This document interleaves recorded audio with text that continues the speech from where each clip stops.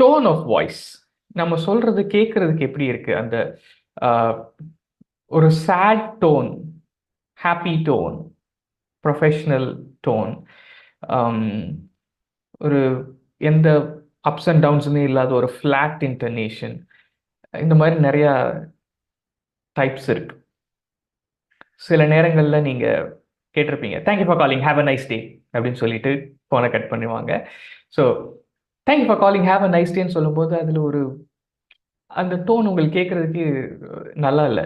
Have a nice டேன்னு நல்ல வார்த்தை தான் சொல்கிறாங்க, ஆனால் நமக்கு கேட்கறதுக்கே நல்லா இல்லை. So have a nice day. So இந்நாள் இனிய நாளாக அமையட்டும், அதுதானே ஹேவ் அ நைஸ் டே. அது சிரிச்சுக்கிட்டே சொன்னீங்கன்னா அவ்வளோ அழகாக இருக்கும். ஸோ இதுதான் டோன் ஆஃப் வாய்ஸ். நீங்கள் அதை ஹாப்பியாக சொல்கிறீங்களா, இல்லை சேடாக சொல்கிறீங்களா, இல்லை கோவமாக சொல்கிறீங்களா, இல்லை தயழுத்தேன்னு சொல்கிறீங்களான்றது தான் டோன் ஆஃப் வாய்ஸ்.